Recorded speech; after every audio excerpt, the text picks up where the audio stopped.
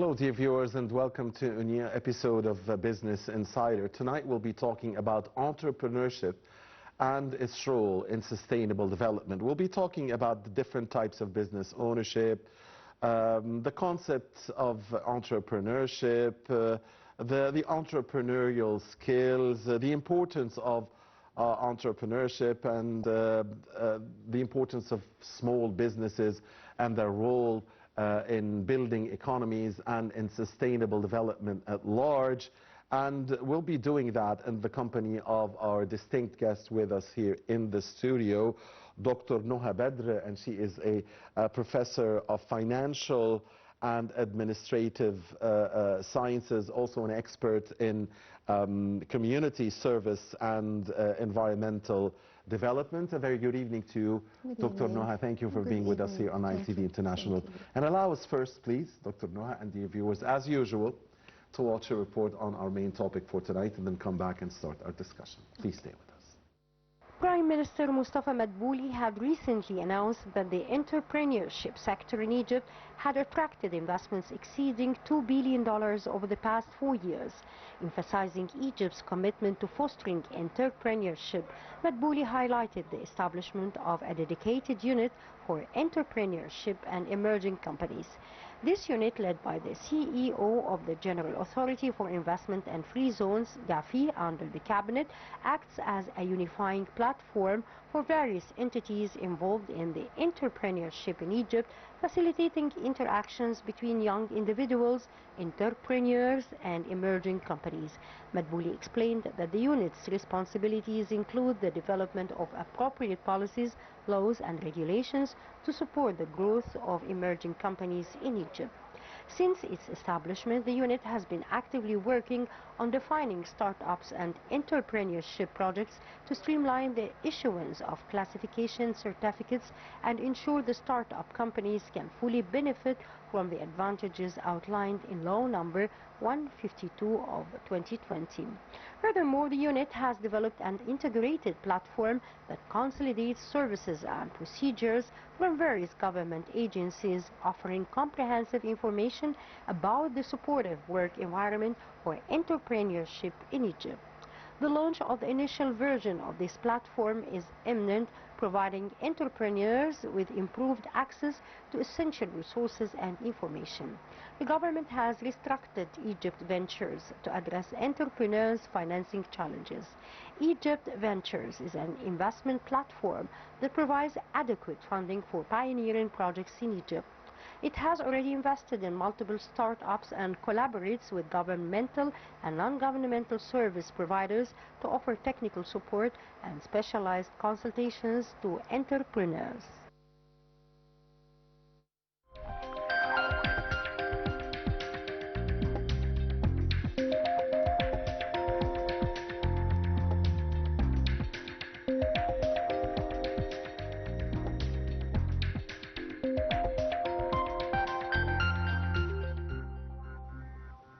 Welcome back, dear viewers. Thank you for staying with us, and thanks to Abir Hussein and Rasha Abdul Hamid for this report.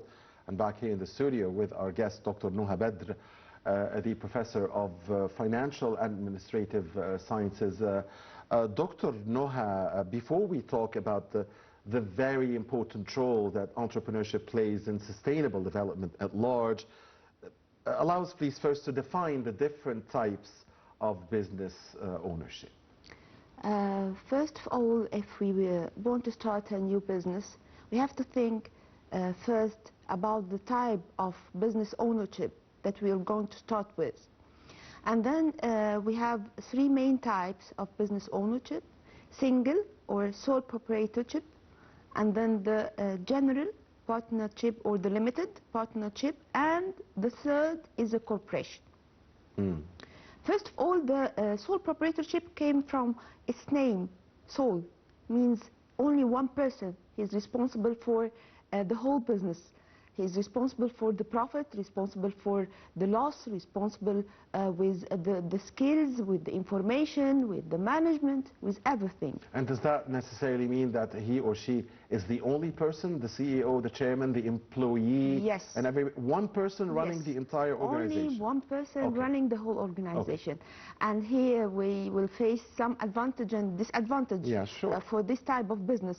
The advantage is he is only responsible for the whole profits of the organization, although disadvantage that he is also responsible for the whole loss of the organization. Yeah, naturally. He can start the business. He or she, please. He or she, yes. He or she can start the business at any time or can end the business at any time. He is responsible for everything, so there is no boss. He is the only one who controls the whole business. Then the second type is the partnership. Partnership starting from 2 partners and more, we call them partnership. But when they are partners, here came the questions, what type of partners do we start the business? Some partners shows that they must be in the decision in everything. They must share in the management process, in the financial process. He must say that everything in the company is under his control. And then here the managing or the ownership must be divided equally between the partners. If they are 2 or they are 3, the 3 of them are called the general partners, which means they are equally in everything, equal in profit, equal in loss, equal. All of them are managers, all of them are owners, no difference between them. All of them are shareholders? Yes, yes. The second type we call the limited partnership. And the limited partnership means that I am limited with the amount of investment that I start the business with. If I start the business with, for example, 20%, then what I share in the profit is 20%, what I will share in loss also 20%. But here, this type of business, I am just an owner, but I do nothing with the management of the organization. I can share in the management of the organization. This type is for those managers. That's the one called limited? This, yes, this is what we call limited. The limited partnership is for the partners who may are afraid of the risk. They don't want to take a risk. They don't want that maybe at some time there will be a great loss, and they don't want to take all of this loss. They want only the percentage that they share with at the beginning of the business. So they make this process as a safe for them. Safe for them that they will only take the percentage. But this type of owner can also have a say of management if the accord is such. If he reach a percentage of 50% or more. Less than 50%, limited partnership. Okay. Okay. So no say in management? No. Okay. No. Only ownership. Only so 20% investment in the capital of yes. of the corporation, let's say, or yes. the company, yes. and thus normally this person would get 20% of yes. of the income yes. of the profits, and share 20% of the losses if losses yes. exist. But in this case, the organization here, if it is a general partner or limited partner, they share everything. They share the amount of capital, they share their experience, financial experience, managerial experience. So this is a way of sharing more than the sole proprietorship. Then came the third type, which is the corporation, and a corporation is a legal entity separated from the ownership. Okay. So it is a legal entity with its name separated from the owners. Each owner have an amount of share, but the name of the company doesn't go with the shareholders. It goes with a legal entity separate from these owners as a name. Okay? And this type of business, the owners here in this case just share in the managing, but not in the ownership. Vice versa for the partnership. By the percentage of shares. If they want any time to sell these shares, they can share it at any time. Sell it at any time and take their amount of money. Or increase maybe their Or share. increase, or they may change it to another person. Another person take their amount of shares and will take the responsibility instead of them. And actually all of these three types exist in private sector, right? In the private sector. Yes. Because I thought when I was going to ask you what are the different types of business, you're going to say we have private sector, we have public sector, and yes, profit and non-for-profit, yes. Yeah. You know, people always have... and PPP, I think there's something called misunderstanding PPP. about this is the online. You mean the I mean public-private partnership. Yes, public and private. Public means the government. Right. Yes, right. The government with is, the private sector. is with the private sector, but private sector only with another private sector still called private company or private ownership. Sure. But I think the thing that have misunderstanding between people are the profit organization and non-for-profit organization. Right. So can you tell us about that? Yes, they think that the profit organization here, the owner look for profit, but they think that the non-for-profit organization, the people are not looking for profit, which is not right. Both of them, the profit organization and the non-for-profit organization, both of them are looking for profit. So why did we call the other one non-profit then? Because you couldn't use the amount of money that you take at the end as a profit for personal use. You can use it, for example, understood. Yes, for example, if I have a hospital, okay, and then this hospital, part of it profit and part of it non-profit. Then I can use the part of the profit to cover the losses of... the profit, I can use it for myself. I can buy a car, buy an apartment, whatever. I have a total freedom to use this amount of money. But the amount of profit from the non-profit organization, I can pay salaries for doctors, I can expand maybe the... expand, make any development, but I can't use it as personal use. Understood. Yes. Yeah. Okay.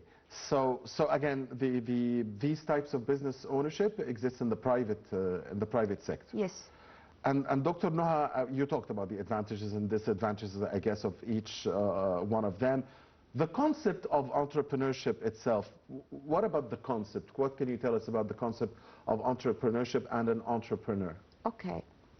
Entrepreneurship is the process. Entrepreneur is the person who is going to do this process, okay? The entrepreneur is a person, natural person, who is looking for doing a business, but this type of business is more challenging and more taking risk than the normal business. An entrepreneur is a person who starts with a very new idea, innovative idea, creative idea, okay? And then he starts this idea taking the risk of time and taking the risk of money and start this business from scratch and take this challenge until he reach his target. And entrepreneurship is the process of doing business for profit, but this business starts from scratch or starting from just a new idea, creative idea, innovative idea. In entrepreneurship, the main point of entrepreneurship is the way of thinking. Entrepreneur is a person who is mainly looking outside the box. He is not the type of standard person that look for just doing a business and then reaching a target and having a profit. No, an entrepreneur is always looking for something new, something that another one doesn't reach yet. Okay, and from here start his journey until he reach his target. And at some point, it starts from a small business to become a large one. Do you have statistics, Dr. Noha, on how Egypt is faring in this field, the field of entrepreneurship, and comparatively to maybe its neighbors and to global numbers? Do you have any statistics? Specific statistics, no. But Egypt at the recent years is doubling the amount of entrepreneurial projects. We started maybe 10 years ago, starting this when I this concept. Yes, when I start reading about this concept, it was maybe at 2018 or 2019, and now no one can leave this point without talking about. All the conferences talking about entrepreneurship, all the companies is looking for entrepreneurs. So entrepreneurship is now gaining momentum in Egypt. Yes, certainly yes. It has widened. Yes, very wide, scale. very wide Okay. topic. So you are satisfied with the expansion in entrepreneurship in Egypt? Or do you think we can do much more? Yes, yes, yes. If we have a look from outside for Egypt, then you will notice that recently all the major projects start by entrepreneurs. New ideas. And I guess the government, the state at large, encourages this type of business, right? The government is encouraging entrepreneurship, and the banks is encouraging, the government is encouraging, with fund and with support, and sometimes with managerial experience, financial experience. Courses, I think, also to develop skills. Yes, and now in universities, subjects called entrepreneurship, PhD called PhD in entrepreneurship. So there is a focus on this topic. Okay. Dr. Noha, what are the characteristics of an entrepreneur? Certainly, I mean, he or she is not your average person. I mean, as you said, they think about outside the box, these entrepreneurs. So what characteristics usually define entrepreneurs? First of all, we will focus on the main characteristics of creativity. Creativity and innovation is the main characteristics of an entrepreneur. Entrepreneur equal innovative way of thinking and thinking outside the box. This is the first characteristics. Second characteristics that he is a risk taker. Right. He is not afraid of challenging, not afraid of taking the chance. He take the risk of doing the business whatever challenges is. The third characteristics, he is. I'm sorry to interrupt you, but sometimes but sometimes people take the risk because this is their nature, that they are risk takers.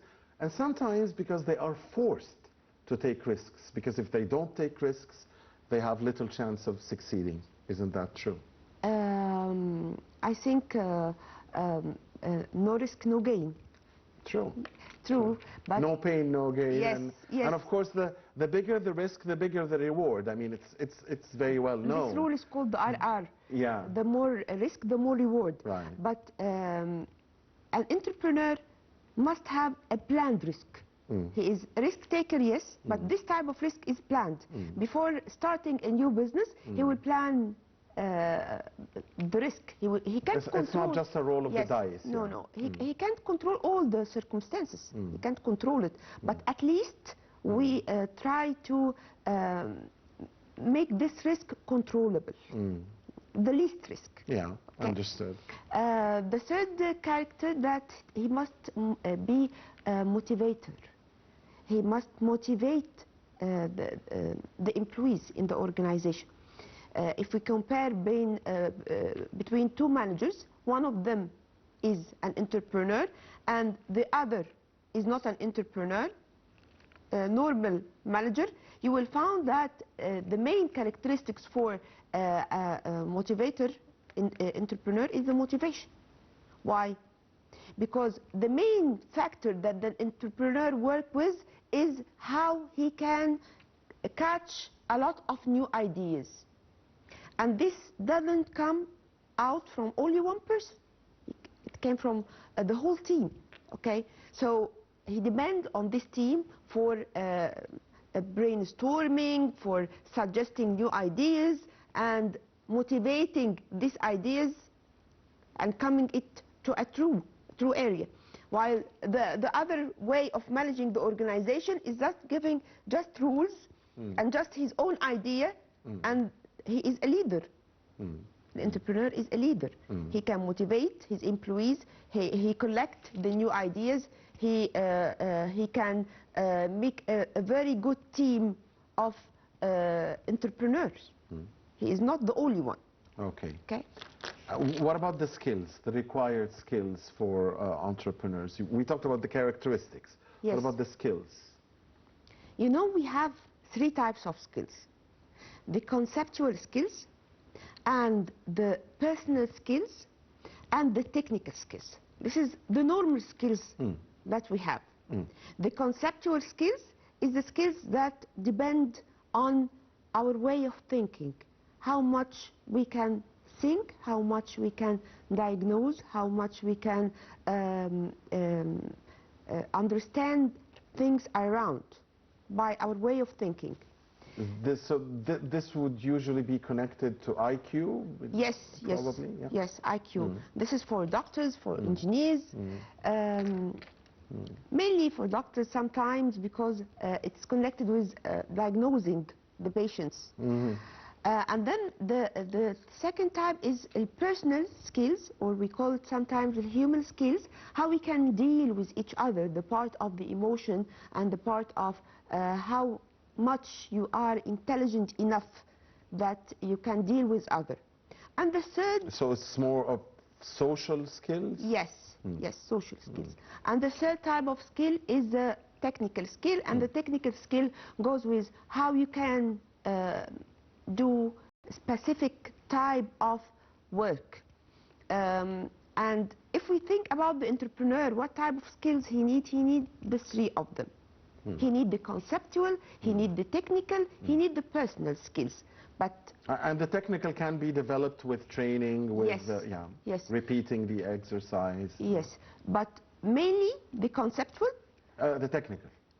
The technical. The technical, yeah, yes. It's the one that is being taught, and we're going to learn it, and we're going to exercise it, and we're going to do it again and again until we perfect it. Yes, but the main for an entrepreneur is the conceptual and the personal, and the least is the technical. Yeah. Yes, yeah. But the main is the conceptual, because as I told you before, that the main function of an entrepreneur is how he can think outside the box, how he can be innovative, how he can give just a small idea, and from this small idea he can encourage others to give more large ideas.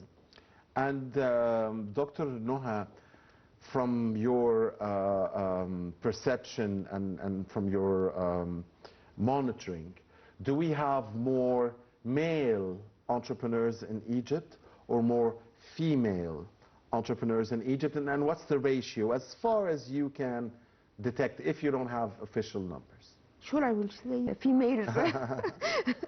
I think both of them. Both of them. But females are more. Why? Because today females are more. Why? Because they now consider the women that start very small crafts and very small business. An entrepreneur. And we have a lot of them. Now we have a lot of them. So now I think that the females are more getting out of the normal way of just doing things that was doing before, and they start doing things more innovative. Okay. What are the factors, Dr. Noha, that make entrepreneurs successful, and what are the types of factors oppositely that can make them unfortunately fail? Okay. First of all, if we talk about the successful factors for entrepreneur must be, first of all, he must be an analytical person. Analytical person, which means that he takes the risk, but as I told you, a planned risk. He must do a lot of analysis before starting his business. Okay, he will do a business and he will take the risk, but what sort of risk? Does he plan before? or does he just go for the business haphazard? A good entrepreneur, if he wants to succeed, he must have enough experience, a way of thinking for doing this business. This can be by either studying or by getting experience from other consultants, okay? He must have a good team, which means a good team having the same way of thinking, having the same courage, having the same challenge. He must build a very good team that can work together. Third, he must have resilience, which means type of persistence, okay? Resilience, yes. Yes. If he will, some days will knocked down, he must get up again, okay? Start his business again. He doesn't know something called failure. Entrepreneur and failure doesn't go with each other, okay? So an entrepreneur must have persistence for his objective and must have resistance for success, okay? About the failure, yeah, okay. Yeah. What are the things, you know, if they happen, then this would mean automatic failure for entrepreneurs? Okay, if he don't have enough capital, if he misuse the resources of the organization, if he don't have enough experience, don't have a good team, not innovative, not creative, not working for his objective, an entrepreneur must have a mission and a vision. When he starts his business, if he lost one of these two, then he may fail. Although he must have a very specific objectives that he will work with, and this objective must match with his mission and vision that he must have specified at the beginning of his journey. So if he missed one of these, mission, vision, objectives, goal, then failure will be the result. Okay. Dr. Noha, what about the internal and external environmental factors of the business? Okay. First of all, if I start a new business, I must think about what are the internal factors of my business and what are the external factors of my business that might affect the business. The internal factors inside any business is what we call the industry, or what we about the analysis called the industry analysis. The industry analysis is used for the internal environment of the organization. What is the internal environment of the organization? The employees, the customers, suppliers. These are the direct contact for any organization. Any organization must have certain suppliers, will give a certain product for a certain customer, certain employees inside this organization, the owners. All of these are specified as internal environment, okay?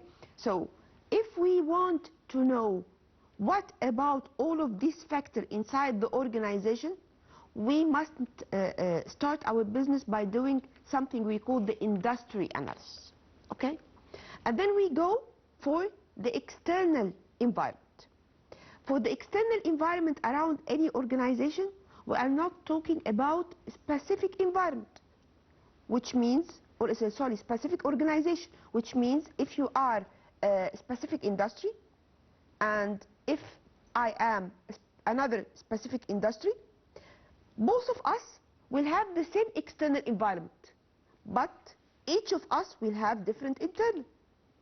You understand my point? Yes. You will have your different customer, you will have your different supplier, I will have a different customer, a different competitor, a different supplier, but both of us will have the same external environment, which means same political issues, same legal issues, same social issues. This is what we call the external environment, political, legal, societal, technological. All of the organization face this external environment. Because they are targeting, assuming they are targeting the same market, If it's the same market, okay. Yes, Yeah. because with its needs, its demands. Same nation, same society, okay? So we are all at the same external environment, but what is different is the internal one. Right. Okay? Understood. When I start my business, first of all, I should start my analysis by what we call the SWOT analysis. What is SWOT analysis? SWOT analysis is part of it is internal. I started by doing an internal analysis. I specify my point of strength and I specify my point of weakness. What's SWOT an abbreviation for? SWOT, what is it an abbreviation for? Strengths, weaknesses, opportunities and threats. Good.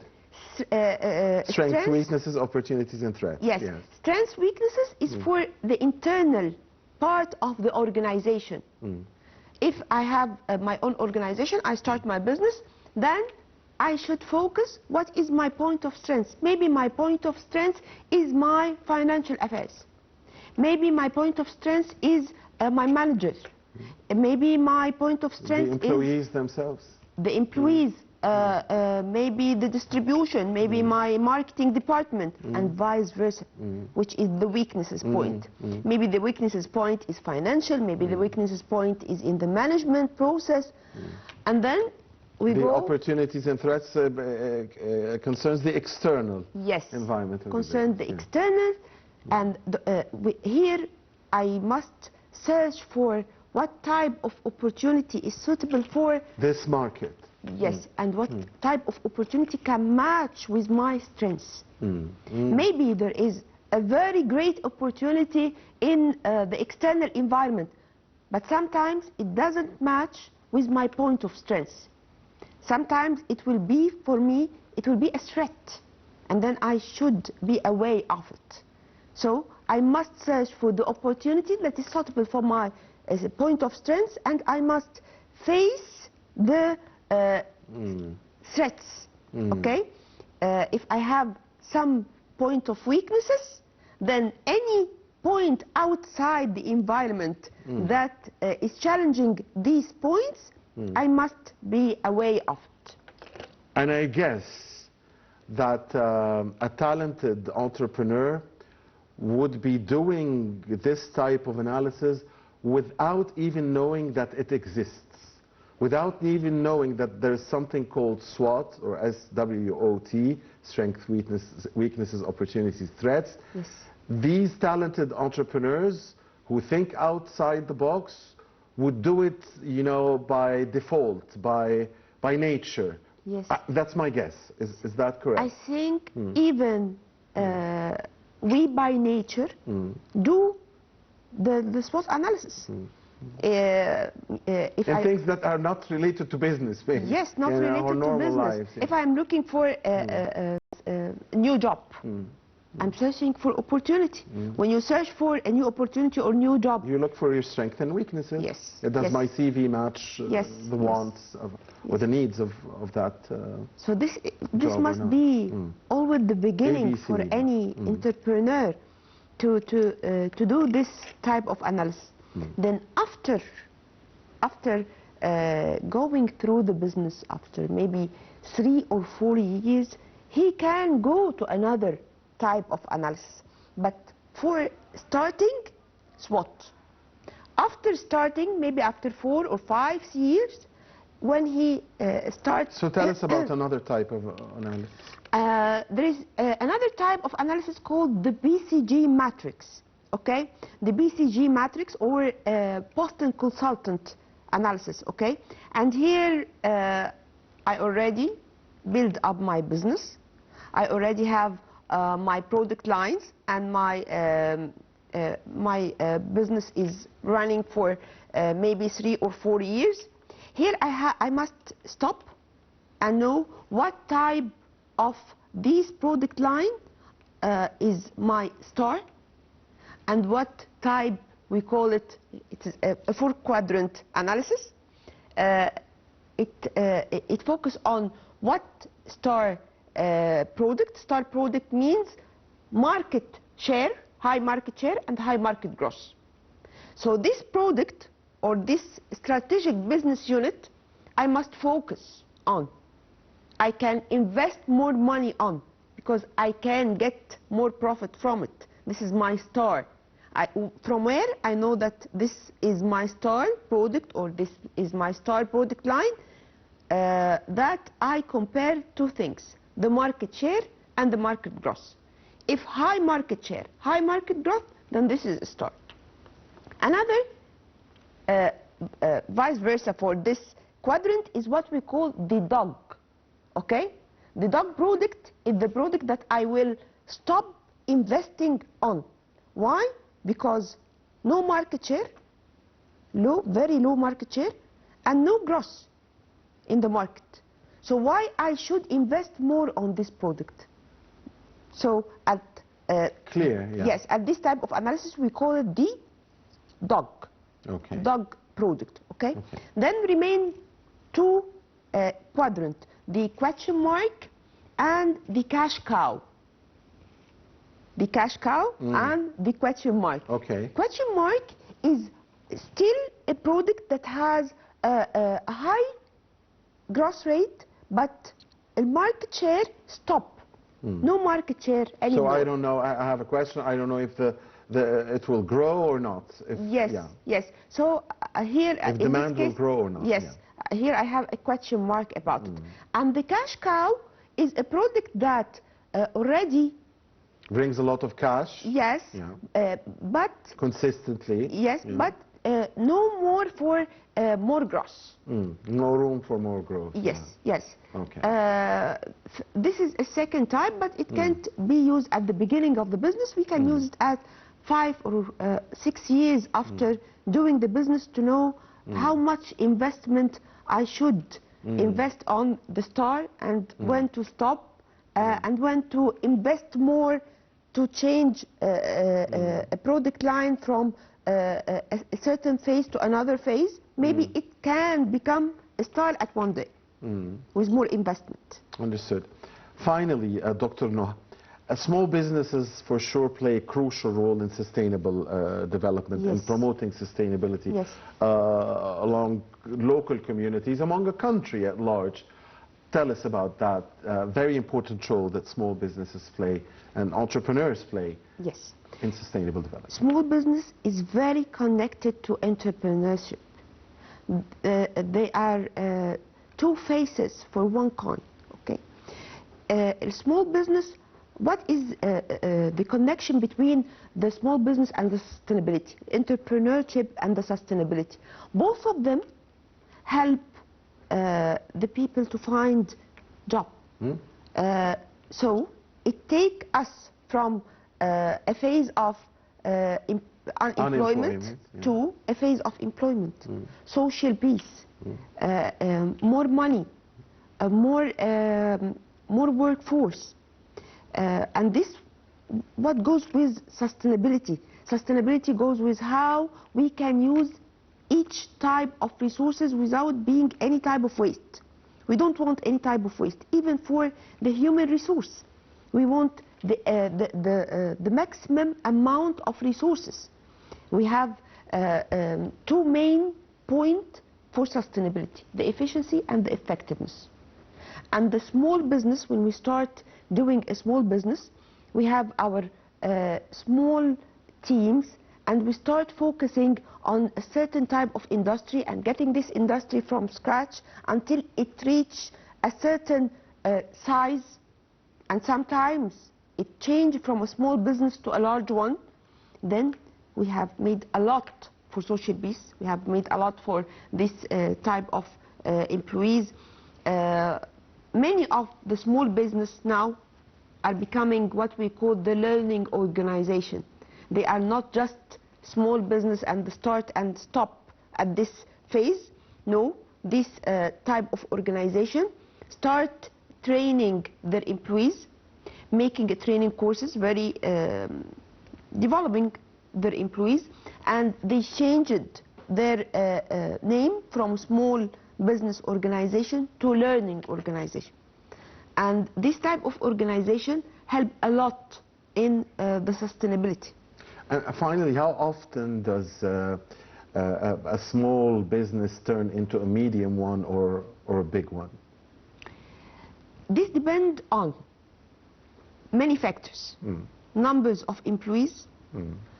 Until 500 employees, we're still facing a small business. Not even medium?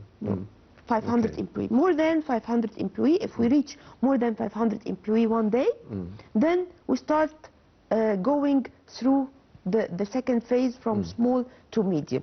Okay? This for the number, if we are talking about number. The number of employees. Yes, and sometimes it's about capital.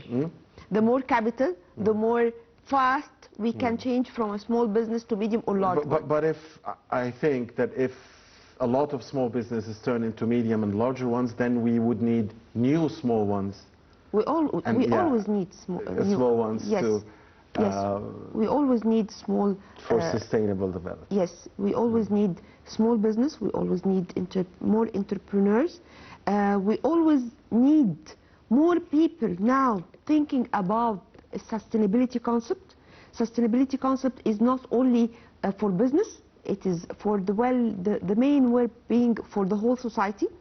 How we can change our standard of living, how we can change our quality of life, how we can have more free time for ourselves. This is go with the concept of sustainability. Sustainability is not only for business. Absolutely, yes. Absolutely.